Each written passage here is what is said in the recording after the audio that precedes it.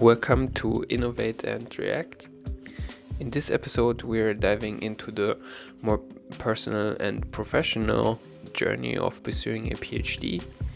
Beyond just the science, more what we took away from this. Also, we look back now and see if it was worth it to do a PhD.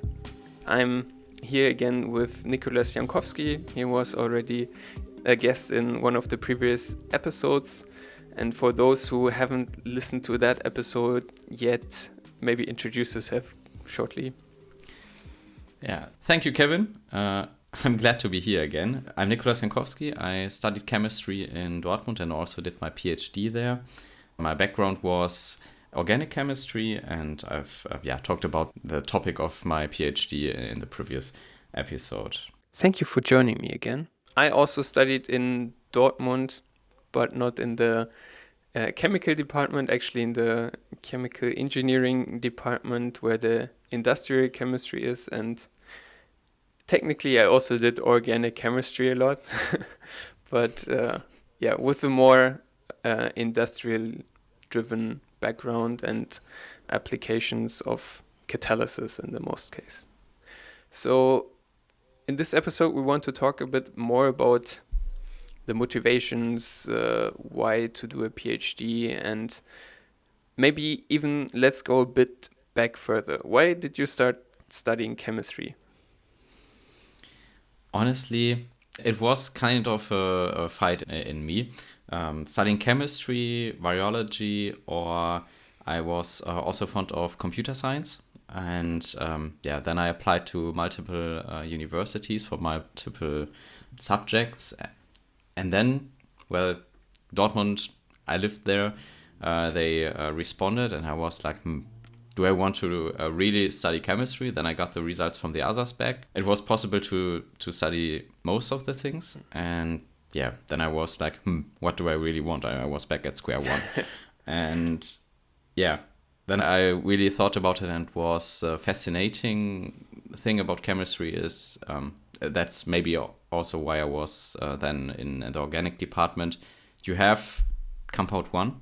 It's whatever, a clear liquid or so.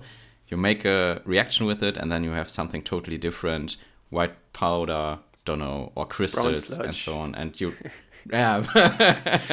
like in most cases, brown sludge. You're so right. And but that's kind of fascinating me. And that's was the reason why I studied chemistry. Yeah. How about you? For me, it was between chemistry and physics, actually. Like in school, I enjoyed maths and physics, chemistry. I couldn't do the focus course on chemistry because there were unfortunately not enough students for this course. So I had to choose biology. But it's always this natural science that stuck with me. And then we had actually also in TU Dortmund the visiting day where you could just go there and get some informations about all the courses, the lectures. And in the chemistry department, they really focused on applications, and that you really had a lot of lab courses and not everything just theoretical from books. And that sounded way more interesting because, in my opinion, when you do something and apply what you have learned, it really sticks in the memory, in opposition to when you just have everything theoretical. And that's why I started then with chemistry. And we had a lot of lab courses, so that was great. Yeah. One together. If I recall correctly, we did our first one together, right? The first main inorganic chemistry lab, right? And then I think when we started, it was kind of mandatory to do a PhD. Nowadays, it changed a bit that you can also find a job with a master's, but maybe it was also more. I'm not actually sure if it was like this, that you couldn't find a job otherwise, but that's what a lot of people told us, right? That is like, okay, you're doing a PhD, otherwise you won't find a job in the industry because you have to compete with those people who are basically starting after school as a lab technician in the industry. And yeah, for me, it was not really that much of a problem because I really like to,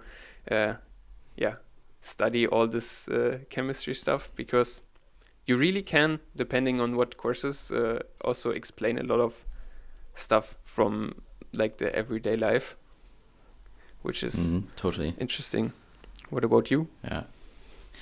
Yeah, doing a PhD. Yeah. So like you said, basically also for me it was told you have to do a PhD, and only this way you can really go into industry and be in research and development and so on. I think it's dated, definitely. So I have coworkers who have a master's and are thriving really.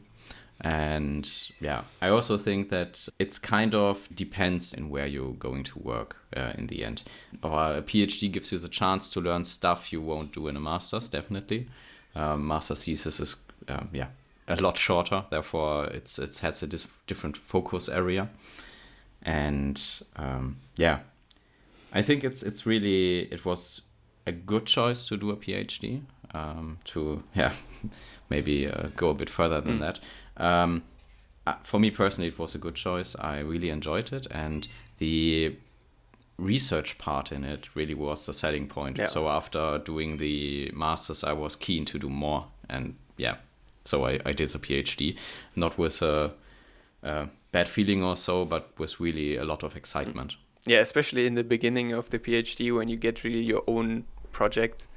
In the masters, it's always some kind of a side project of another project, or mostly, and then you have a more close supervisor, which is usually in our department, it was always a PhD student.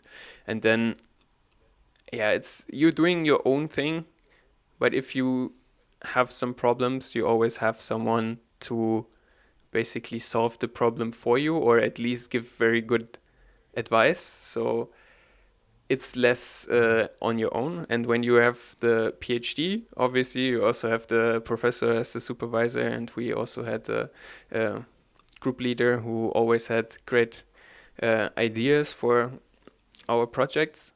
But it's really your own baby, I would say. It's like you have to take care of it, and in the end, then you can be proud if stuff works. But I guess we will also get into the stuff that doesn't work. Yeah. And the Brown Sludge, for example. Or all these oxides in NMRs. That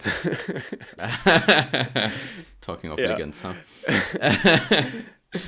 For me in my working group, it was a bit different actually. So the master thesis was done with the professor as your supervisor, Mr. Krause.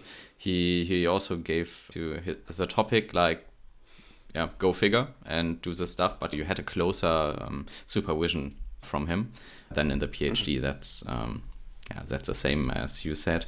But I think it was a good preparation, honestly, for PhD. You really, you had your first baby, you know, your first small, maybe a cat or a dog, you know.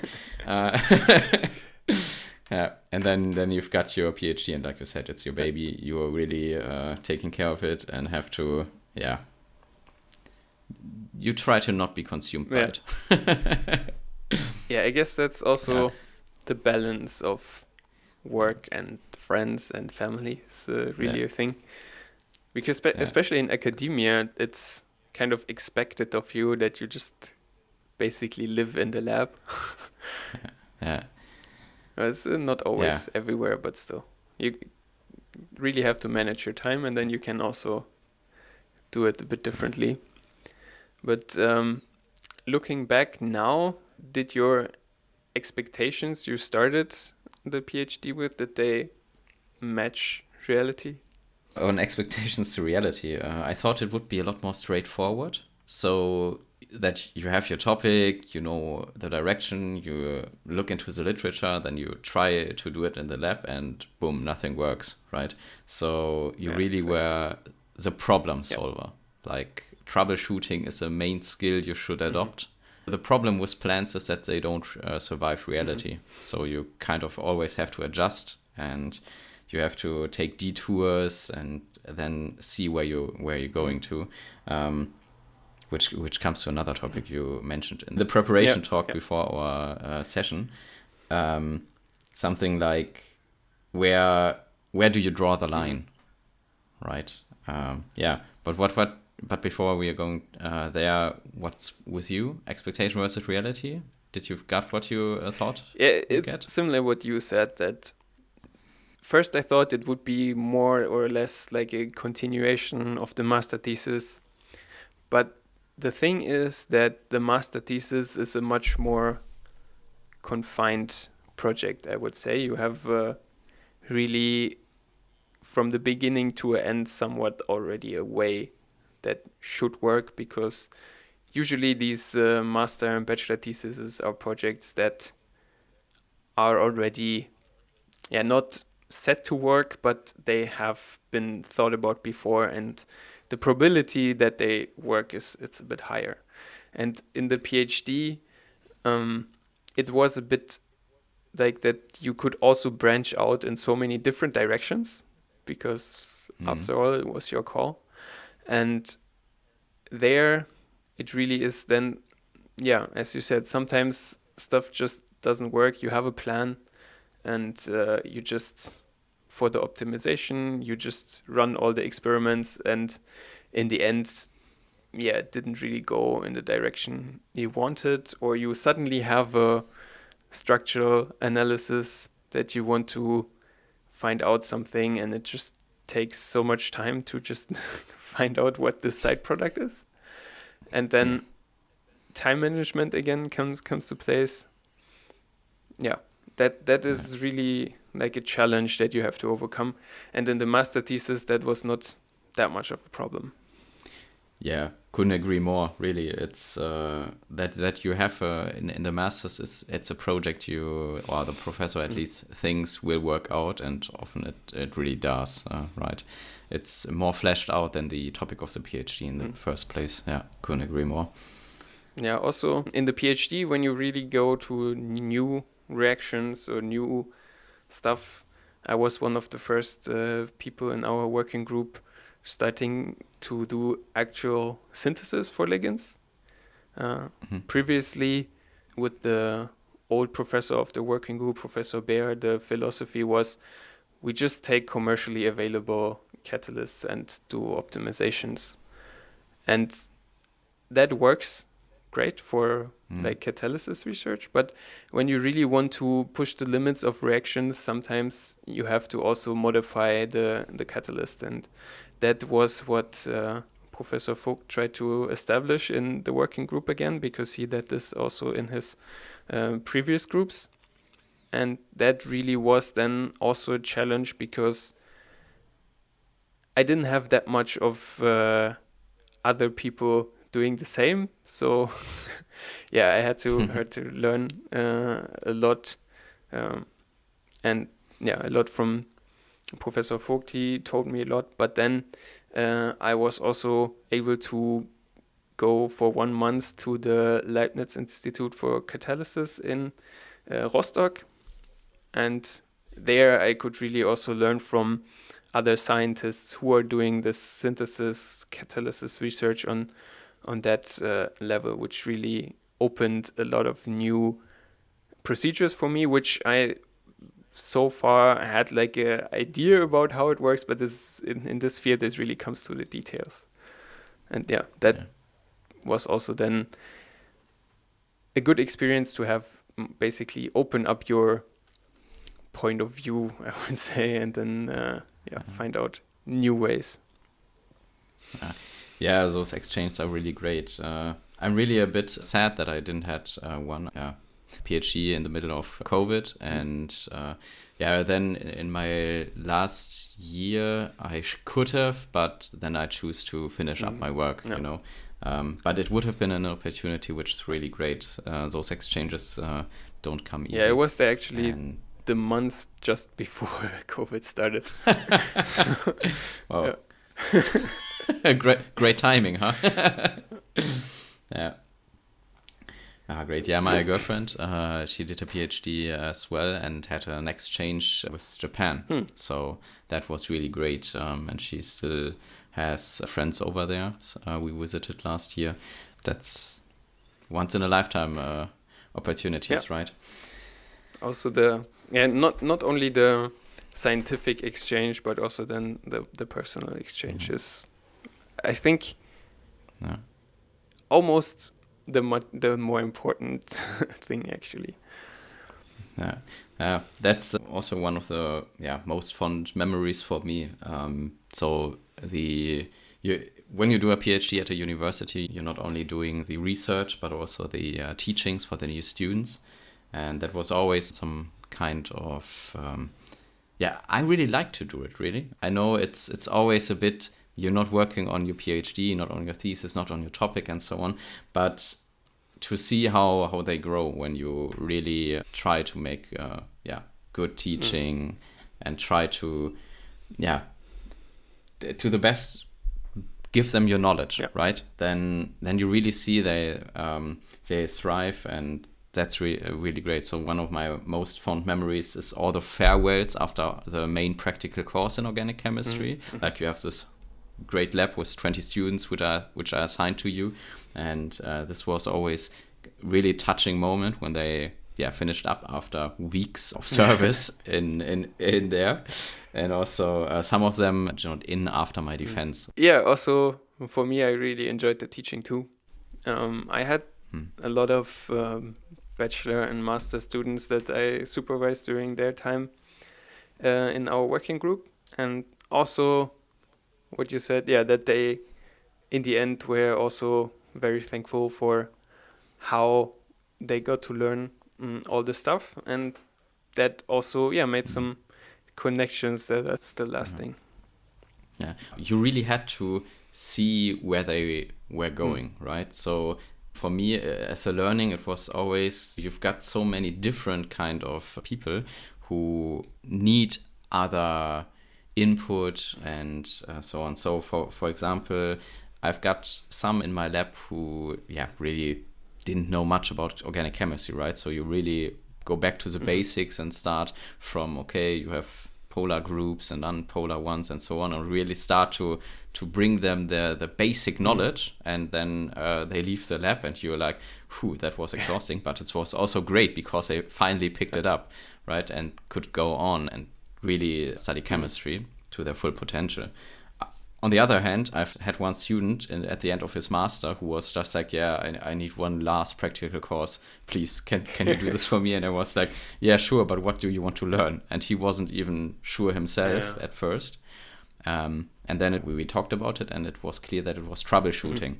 So, he had projects and did chemistry, and all was great, but the troubleshooting part. So I really got him a difficult topic I didn't look into before, but I always wanted to try. And then he tried to do it by himself. So as a preparation for his master's thesis. And he did so. And I think his first 20 reactions also were either giving nothing. And the 21st or so, he finally got some NMR result where we're like, yeah, that seems to be working. And then he identified in the previous runs there were sometimes traces of this product too. And then he could build on this and optimize the reaction and so on, and pushed it to its limit. So that was really great to see, and I think he really learned a lot about this, and me too, because honestly, I can't really give him something, but then go on a whole nother topic which is not related to chemistry per se. It was great. Yeah, that's a great approach, because to teach someone who doesn't want to learn is basically impossible. And when you find a topic that combines both your chemistry and the motivation they have, then that's great. I also had the experience that they're completely different kind of backgrounds, I would say. Some are really good in the practical stuff in the lab, and they really know how to do all this Schlenk technique and all these complicated argon atmospheric chemistry. And some had to learn this from scratch, but were very good in the theoretical part, and basically yeah, sometimes it was even then that they were like, yeah, shouldn't this be like this outcome? And then, yeah, I had a different approach on this whole. And then, yeah, because they had a more recent theoretical course in this direction, I would say they had something which really also added then to this. And then it was teamwork, really. Yeah, you're not only the supervisor who basically gives knowledge to them, but it's also exchange. And yeah, that was great experience. That's really the best time, right? If you have someone you can really spar with and work together on the problems, yes. But also kind of difficult if they have an edge on you and you're like, okay, we'll try it, and it really works out. So you're really humbled afterwards. Yeah, definitely.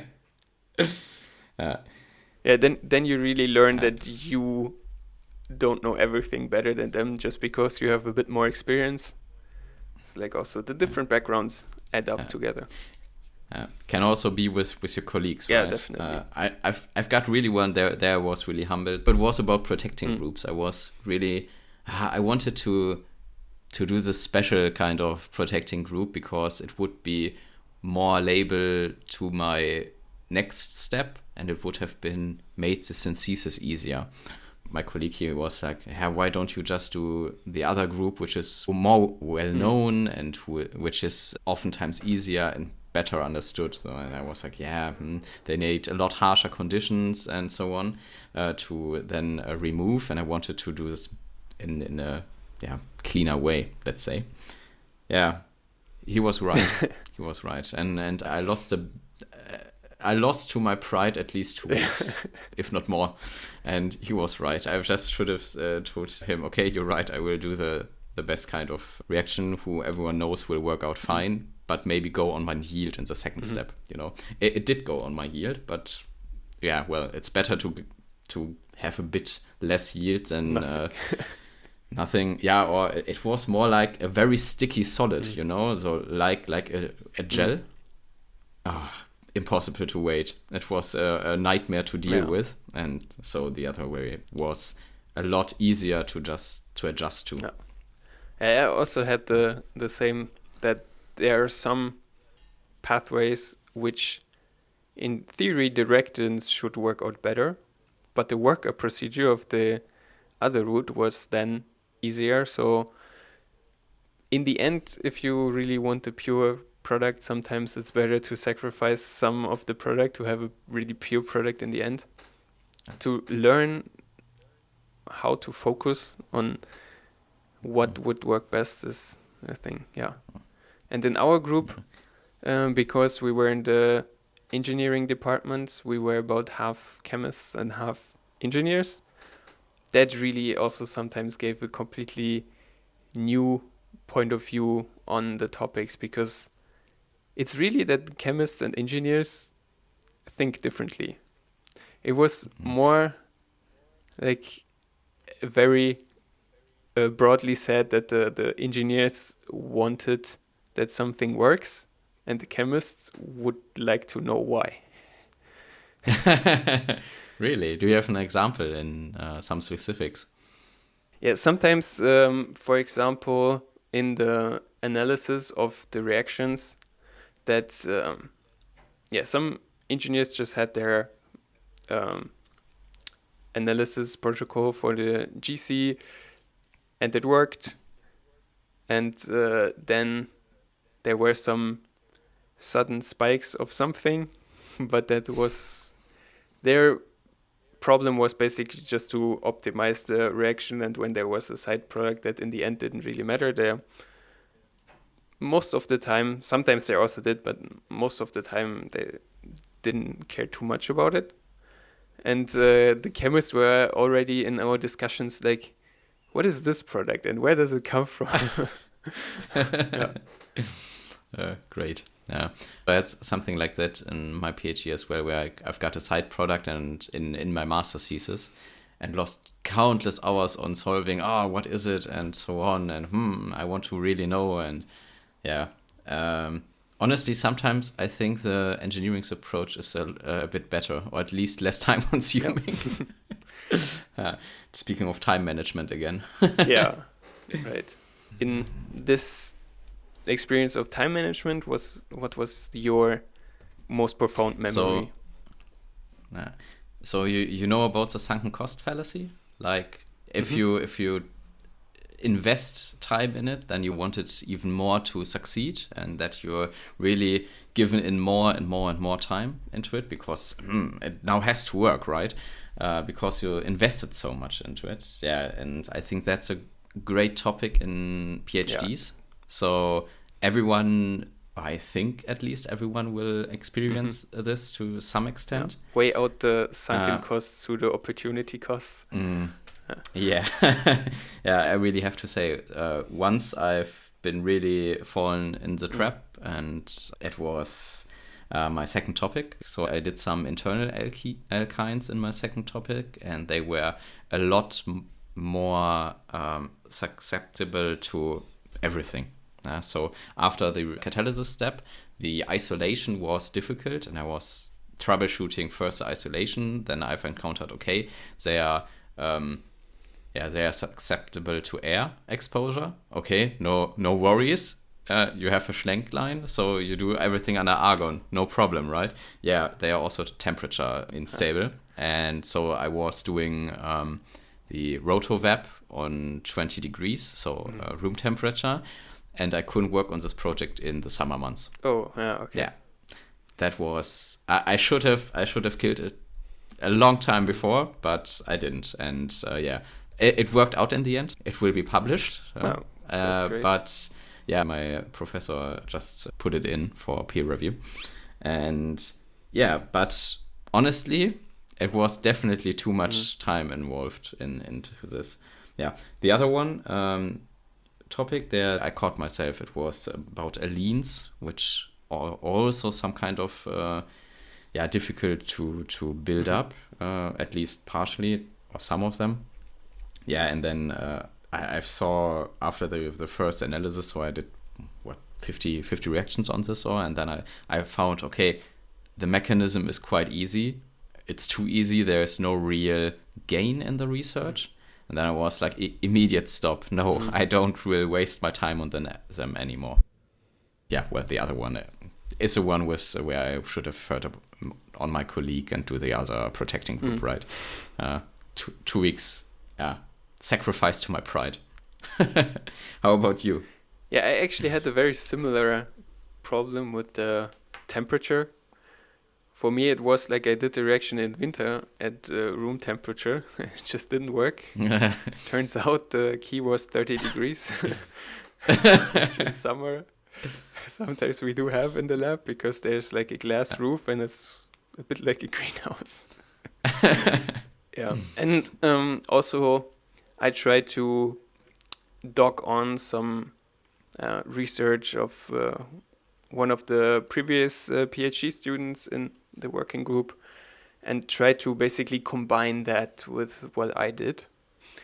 And in theory, it was great, but it was also a lot more difficult than I thought it was. and Oh. and then we tried this for a couple of weeks, and then this was like a side project that was also then in the end said, okay, if it would work, it's nice, but yeah, so far nothing worked. So we have other projects which are more promising, and then focus the time on this. And I think that's also really a thing, that there are a lot of promising projects, and sometimes it's really better to just focus on one or maximum two and not do too many at a time, because then you sometimes also lose track of which project is where. And then yeah. And now working in industry, it would have been so good to have a good project Mhm. management there. So to really keep, well, everyone does it, right? So you try to start with your project management and you make your first steps Mhm. in it, but to see it now in a real professional way, it's a whole nother story. So I would have, yeah, the projects. So to keep always the eye on what's the big picture, which are the branches you really need to explore, have a real real list of requirements. So what's your real goal in the end for the project? This always having at hand, and where can you draw the line easily? Yeah, that would have been helpful. And really thinking beyond of measure. time like a resource. Yeah, really, honestly, because for me at least, I think I was a bit too easy with my time. Like I would have so much in the end, but honestly, you don't. Yeah. I think that's the first thing you learn in your first half year. You don't do anything in the lab. It's just so little you really accomplish in half a year, and you really need to time it better. And you increase your productivity over the years, and your output grows. My professor always said, like in the first year you sow, then you're attending to your field or crop, and in the last year you reap it. And I think there's a lot of truth in there, that you really, your last year is the one you get your most results Yeah, of. definitely. And for this you need to set it up right. Yeah, I also had this with one project, but that in the end there was just not enough time to finish it. And Yeah. That's also a thing. Now I had also some project management workshop in my current job, and a lot of the stuff that was in the workshop I already somehow knew. Like I did this more or less intuitively, or basically when you start a PhD, you have to learn or find a way to organize your work. I mean, in the end, you obviously you know more than when you start, but it works out. Everyone finds their own system, but then to really have another like approach to where you do this systematically, is a bit different, like you said. Looking back to your PhD, what are the skills that you really picked up and now can use in your career? What I expected to learn, and what in the end really I did learn, is something like the research aspect. You really have to dig down into your books and so on, find the solution in there. And I think this is something that's taught in a PhD, and that's really something you should pick up. And with it comes an edge to specific cases. So if you encounter a real tough problem in your future life, you know how to tackle it. I think that's really good. What I at least didn't expect this much is the teaching aspect, which transformed me, I'd say. So the part of breaking a message down to its core, and to really explain a topic in easy terms so that everyone can pick it up and then build from that.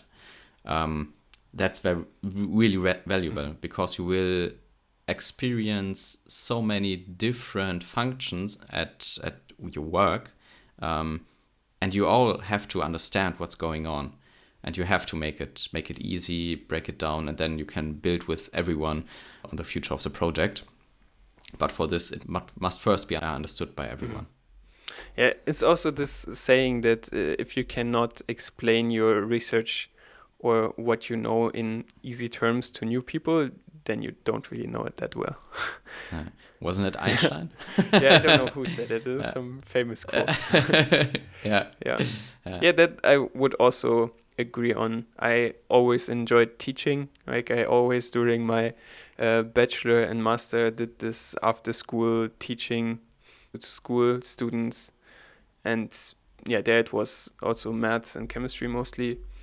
And I also was a basketball trainer for some time. So this whole teaching aspect was always there, and that I also really enjoyed during the PhD to pass on my knowledge and see how these students then really develop to good research in the end. And many of them also continued then to do a PhD in our working group, which is also nice to see. Nice. Yeah. And really, congrats. And in other aspects, I would also say that some kind of resilience is what you learn during the PhD, which really also continues after that.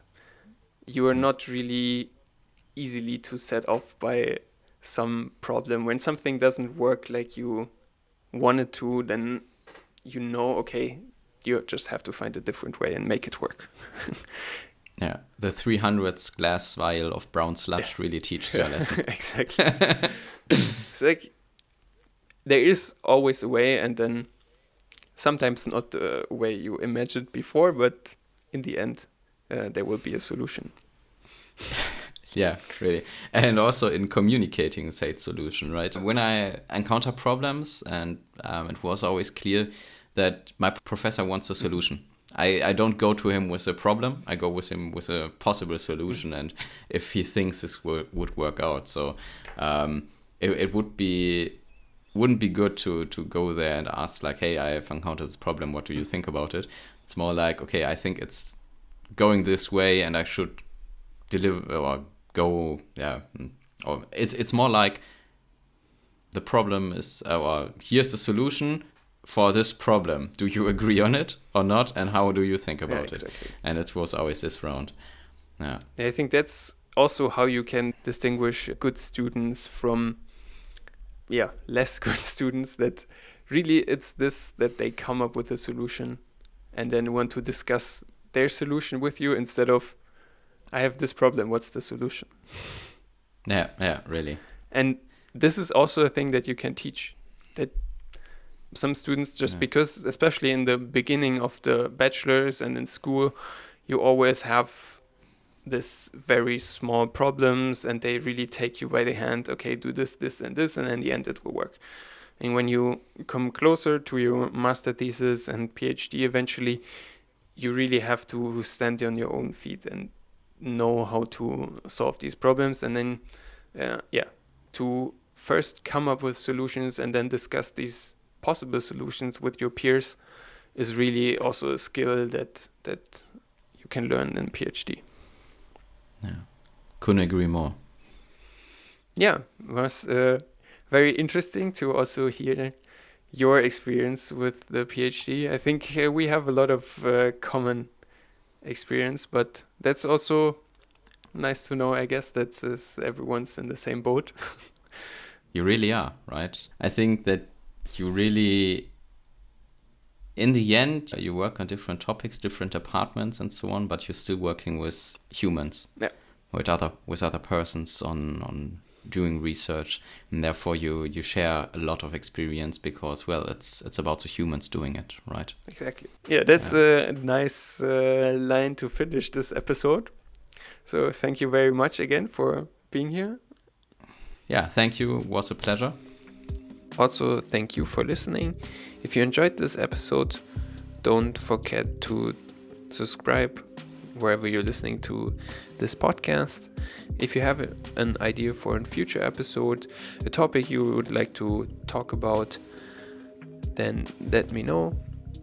Either find me on LinkedIn or write me an email to contact@innovateandreact.com. Until next time, keep innovating and stay curious.